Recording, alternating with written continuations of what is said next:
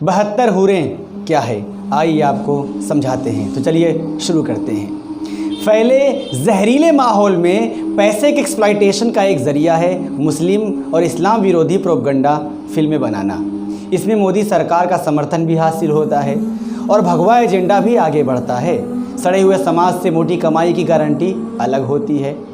आपने ऐसी तमाम फिल्में देखी होंगी जिसकी शुरुआत प्रोड्यूसर डायरेक्टर संजय लीला भंसाली ने बाजीराव मस्तानी से की थी। इसमें मुस्लिम कलेक्टर मस्तानी को एक ब्राह्मण पेशवा राजा बाजीराव पर फिदा होते दिखाया गया और बाद में बाजीराव की दूसरी बीवी बनी। इस फिल्म में कई ऐसे सीन और सिचुएशंस फिल्माए गए जिससे देश में जहरीले कीड़े बन चुके एक सड़े समाज को लगे कि एक मुस्लिम लड़की एक ब्राह्मण राजा के इश्क में पड़कर उसकी बीवी बनती है। ऐसे सीन और सिचुएशंस पर सिनेमा हॉल में बैठा सड़ा समाज हर हर महादेव के नारे लगाकर फिल्म के प्रोड्यूसर डायरेक्टर की कोशिश को कामयाब बना रहा था। हकीकत यह थी कि मस्तानी एक सनातनी क्षत्रिय राजपूत थी। वह बुंदेलखंड के महाराज छत्रसाल की बेटी थी जिन्होंने एक तवायफ की कोख से जन्म लिया था। खैर, बिना सच जाने ही फिल्म को सड़े हुए समाज ने बेहद कामयाब बनाया और संजय लीला भंसाली ने मोटा मुनाफा कमाया। इसके बाद मोदी सरकार में मुस्लिम विरोधी प्रोपगंडा फिल्मों की बाढ़ आ गई और सेंसर बोर्ड धड़ाधड़ ऐसी फिल्मों को पास करने लगा। इसी क्रम में जायसी के काल्पनिक काव्य पर आधारित काव्य पद्मावती पर पद्मावत और फिल्म पानीपत, तानाजी, केसरी वगैरह वगैरह जैसी आधा झूठ और आधा सच मिलाकर खिचड़ी परोसती मुस्लिम विरोधी प्रोपगंडा फिल्में बनने लगी। इस खेल में अजय देवगन, अक्षय कुमार से लेकर रणबीर सिंह जैसे एक्टर शामिल रहे। इतने से काम नहीं चला तो अब शुद्ध राजनीतिक मुस्लिम विरोधी फिल्में बनने लगीं जिसमें कश्मीर फाइल्स और केरला स्टोरी जैसी फिल्में थीं। सड़े समाज ने इसे भी हाथों हाथ लिया और ऐसी प्रोपगंडा फिल्मों के प्रोड्यूसर की झोली भर दी। ऐसी ही अब तीसरी फिल्म आ रही है 72 हूरें, जिसके प्रोड्यूसर डायरेक्टर हैं प्रचंड मोदी भक्त काश्मीरी पंडित अशोक पंडित। यह फिल्म जन्नत में जगह पाए गए लोगों को मिलने वाली 72 हूरों पर आधारित है।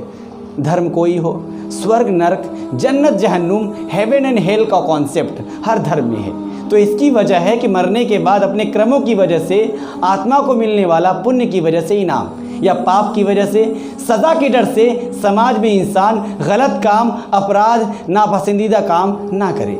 स्वर्ग और नरक के इसी डर और लालच की वजह से समाज में नैतिक मापदंड, अखलाकी मेयार वजूद में आए और लोगों ने बुराई से कुछ हद तक दूरी बना ली और पुण्य की लालच में परोपकार और अच्छे काम किए और करते जा रहे हैं। मरने के बाद सज़ा और भोग की परिकल्पना हर धर्म में लगभग एक जैसी ही है। पापी को आग में जिंदा जलाया जाएगा और अच्छे काम करने वालों को स्वर्ग में भोग विलास सुख सुविधाएं दी जाएंगी। हूरों को लेकर इस्लाम में कोई बहुत क्लियर डिटेल नहीं है सिवाय टीवी वाले मौलानाओं की बेतरतीब बातों की, मगर स्वर्ग में अप्सराओं की तमाम किताबों में डिटेल है।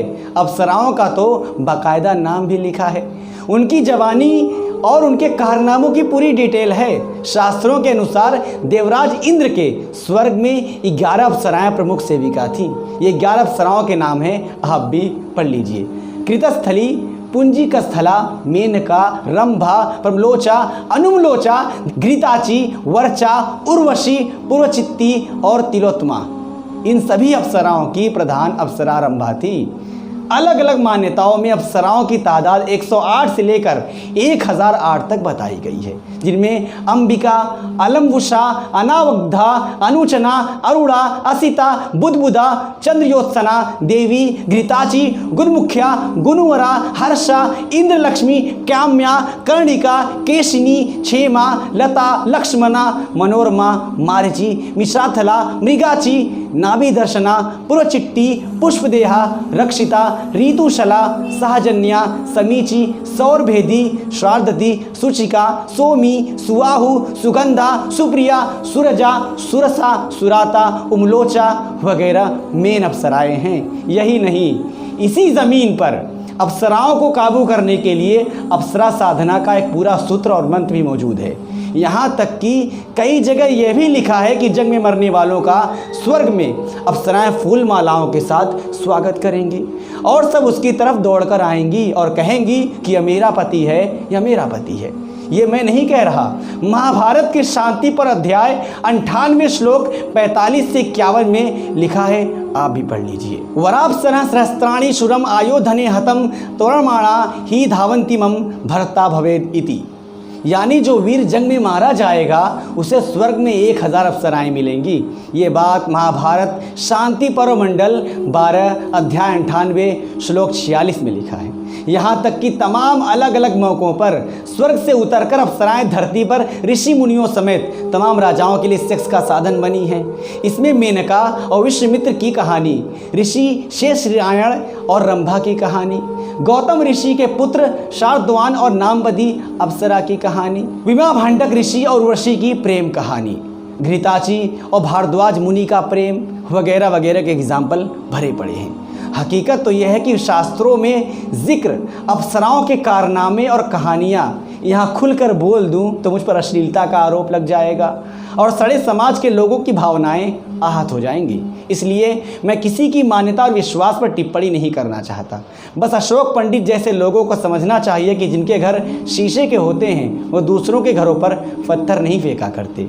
खैर, बेरोजगार बैठे अशोक पंडित को 200-300 करोड़ की कमाई करवाइए, क्योंकि हिंदू मुस्लिम नफरत ने आपके दिमाग को सड़ा दिया है और नफरत में आपका दिमाग सड़े हुए कीचड़ की तरह बचा रहा है। इसलिए नफरती फिल्में आपको पसंद आ रही हैं। आपकी क्या राय है? आप अपनी राय कमेंट में हमें भेज सकते हैं। फिलहाल इन में इतना ही, दीजिए मुझे इजाज़त।